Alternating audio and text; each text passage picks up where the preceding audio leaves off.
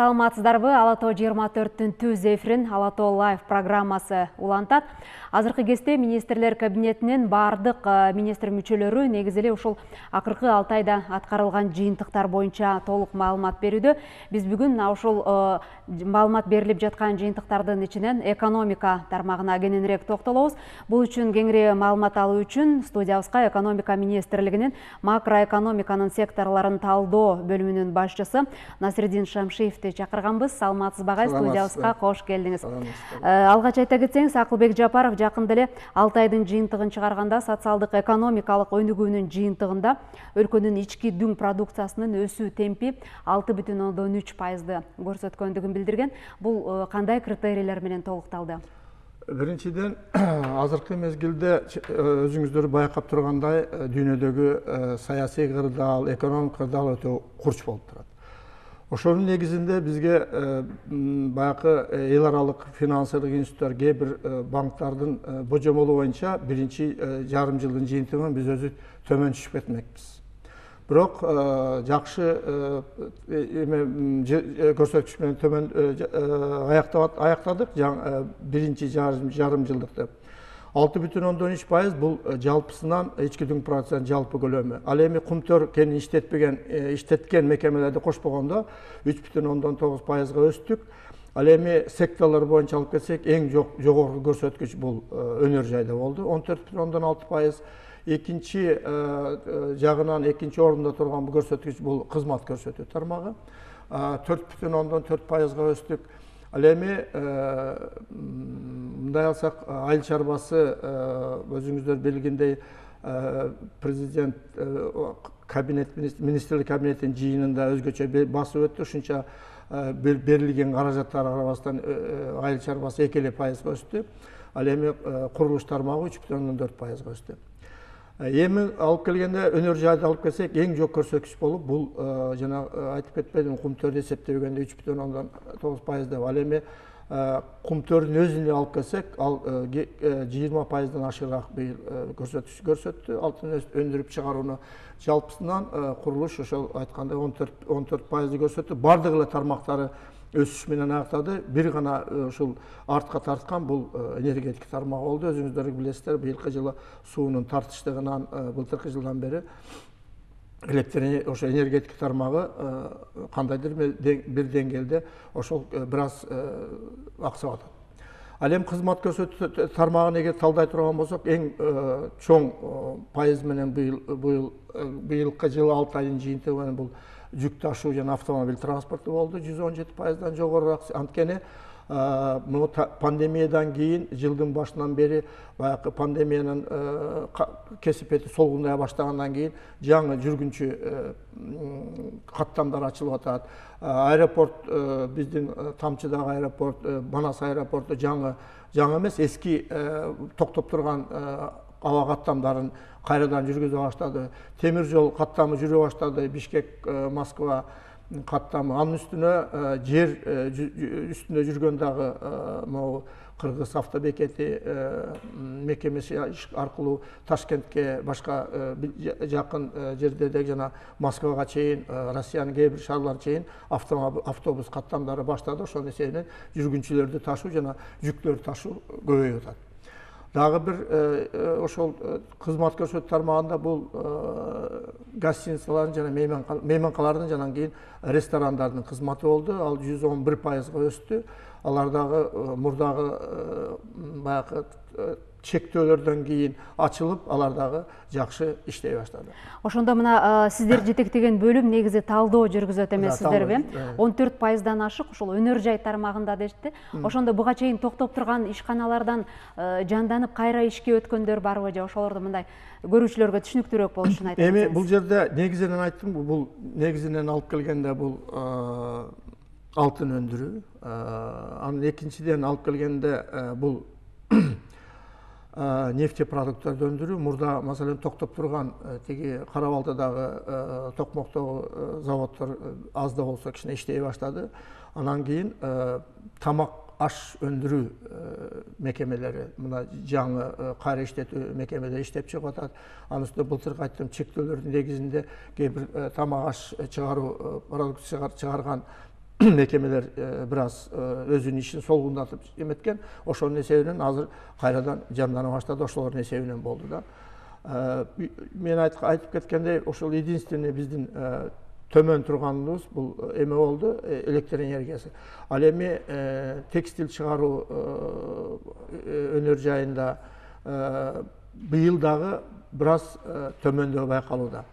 Анткени баягы өзүңүздөр белгилүү жаңы жыл башталгандан кийин, жанакы Россиянын Украинадагы атайын согуштук операция башталгандан кийин границалар жабылып, чегаралар жабылып, баягы товарларды ташып келүү кыйындагандыгынан алар дагы бираз өзлөрүнүн баягы ишине бираз солгундап атат.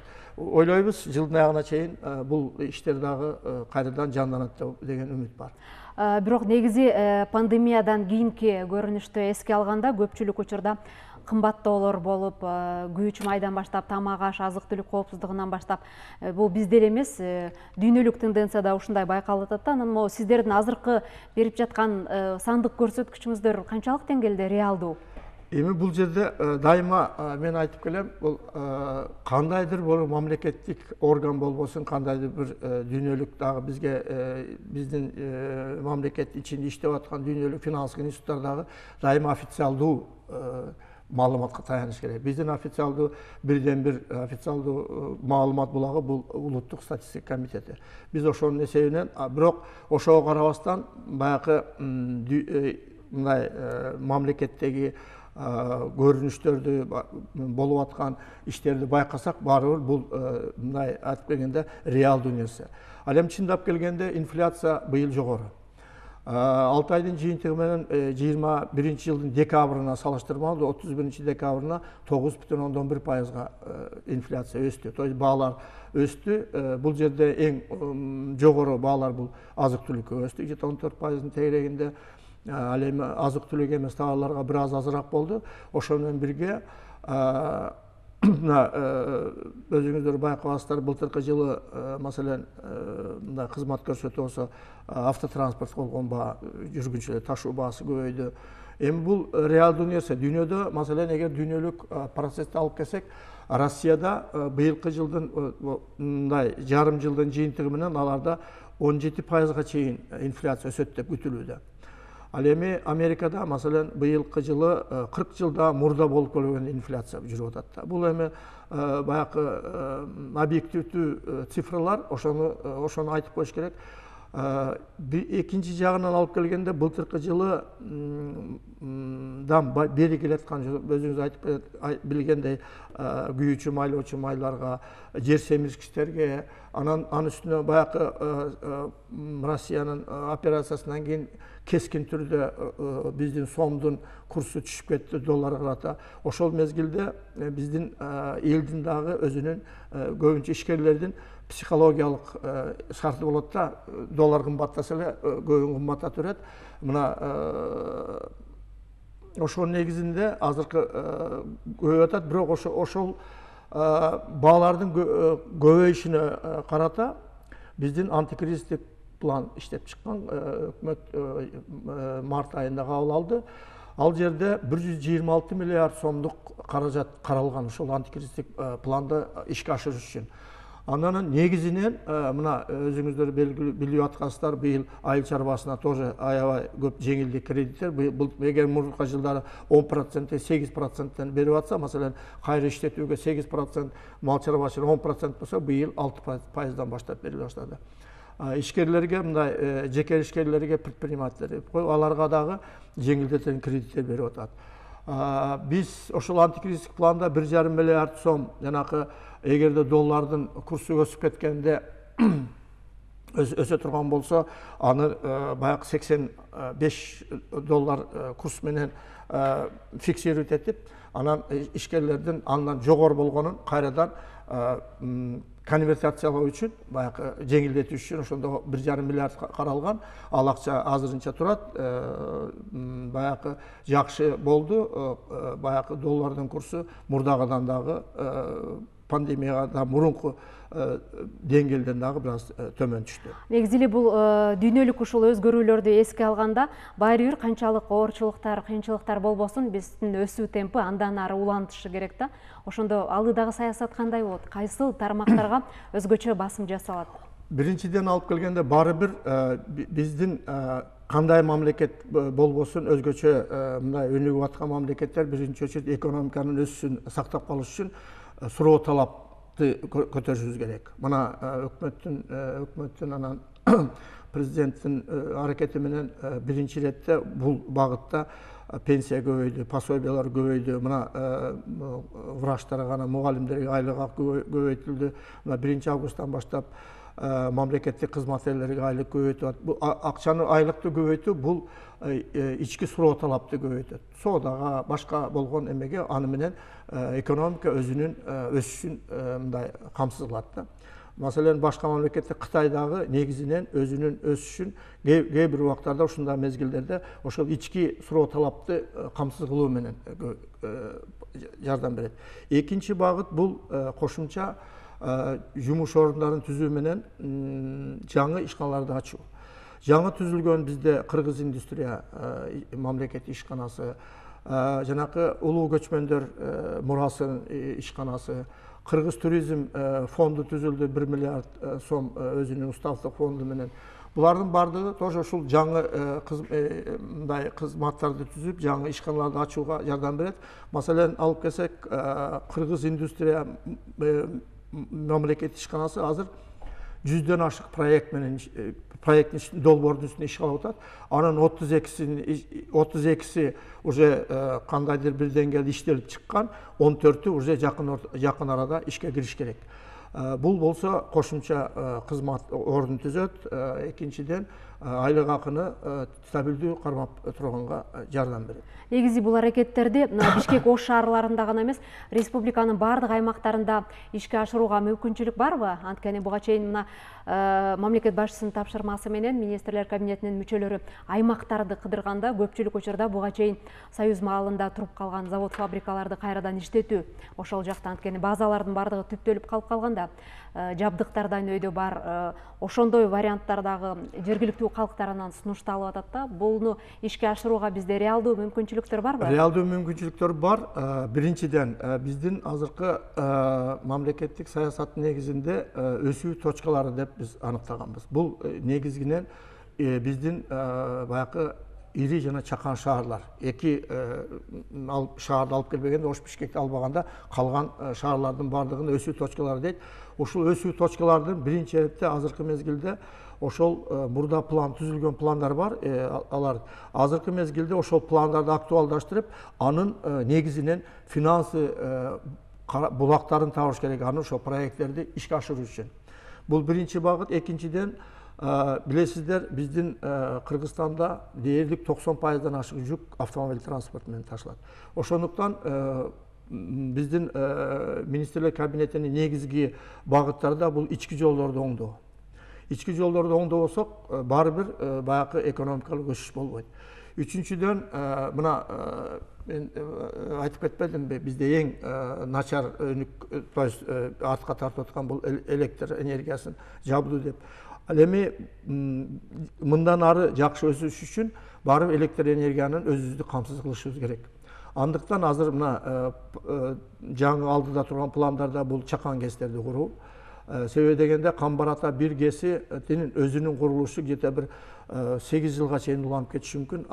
Алдыдагы чоң проект, ири долбоор, аны ишке ашырууга өтө көп убакыт, анысында башка каржыны талап кылат. Ошондуктан ага чейин биринчи иретте ошол чакан КЭСтерди, анан экинчиден баягы кайра кайталануучу энергияны колдонуу. Бул шамал энергиясы, күн энергиясы. Азыркы бул багытта да пландар аткарылып атат. Анан дагы бир эме өзүңүзгө белгилүү болгондой, биз айыл чарбасын баары өстүрүшүбүз керек. Себеби дегенде 60%дан ашыгыраак калк айыл чарбасында жайгашкан. Ошондуктан айыл чарбасына өзгөчө көңүл бурулат. Бул биринчиден баягы жерге айдаган өсүмдүктөрдүн түшүмдүүлүгүн жогорулатуу. Алып келсек, бізде быйыл жакшы болуп атат түшүмдөр, маселен, сугат жерлеринен. Былтыркы жылдары өтө үрөө начар болуп, түшүмдө жакшы алынган эмес. Ошондуктан биринчи иретте өкмөттүн багыты бул элди, калкты, айыл чарбада иштеп аткан калкты жаңы сапаттуу үрөө менен камсыз кылуу. Экинчиден, жер семириши менен толук камсыз кылуу болот. Дагы бир багыт бул айыл чарба, мал чарбачылыгындагы жаныбарлардын продуктуулугун жогорулатуу. Bir-экили цифраны айтып келейин. Маселен, бизде былтыркы жылдын жыйынтыгы менен бир уйдан где-то 2 тоннадан ашарак өстү алганбыз. Ал эми Голландияда 12 тоннага чейин, Израилде 12 тоннага чейин өстү алат. Биз хотя бы эгерде Союз мезгилиндеги 3,5 жакынкы мезгилдерде 2-3 жылдын ичинде 3,5-4 тоннага чейин түзүп ала турган болсок дагы, бул биздин фермерлерге көп жардам бериш керек. Бул багытта ошол иштерди. Экинчи дагы бир багыт, мына азыркы айтып аткан жанакы саммит айтып атпайбы, Орто Азия мамлекеттеринин лидерлеринин саммити болуп атат. Бул дагы бизге жакын, жакшы өбөлгө түзүш керек. Биринчиден, бүгүнкү Касым-Жомарт Токаевдин Камбарата биргесин курууга өзүнүн дилгирлигин билгизди. Ошонун негизинде эми кошумча долбоорлор дагы бар да. Маселен, бизде Өзбекстан менен мурдатан эле сүйлөшүп келгенбиз. Биздин территорияда, биздин аймакта автомобиль заводун куруу, жеңил автомобиль заводун куруу. Бул эмнеге, маселен, мурда мындай колдонуп келген эмес. Азыркы мезгилде Россиянын эле элинин суроо талабы жеңил автомобилге. Где-то эксперттердин артыгы айтып жатат, 1 миллиондон 1,5 миллионго чейинки бир жылдагы жаңы автомобилдерге. Эгер ойлосок, жанакы Россиядан чоң ири автоконцерн чыгып кетип атпайбы, санкцияларга байланыштуу, биз ошолордун ордун кандайдыр бир деңгээлде басып калышыбыз керек. Дагы бир багыт, мен айтып атпаймынбы, айыл чарбасындагы өтө жакшы тармактардын бири бул айыл чарбасы продукциясы менен Россияны камсыз кылуу. Себеби алар көпчүлүгү эмбарго коюп койду. Себеби Россияга меме жемиш, жашылча жемиш алып келбейбиз деп. Биз өзүбүздүн мүмкүнчүлүгү жараша ошол меме жемиш менен, жашылча жемиш менен камсыз кылыш керек Россиянын аймактарын. Убактыңыздын тардыгына карабай, атайын биздин эфирге келип, кызыктуу маек куруп бергениңиз үчүн ыраазычылык билдиребиз. Урматтуу телекөрүүчүлөр, биз ушуну менен бүгүнкү көрсөтүүбүздү аяктайбыз. Мындан аркы түз эфирлерди кесиптешим Нурбек Иманов алып барат. Андыктан кийинки эфирге чейин аман туруңуздар.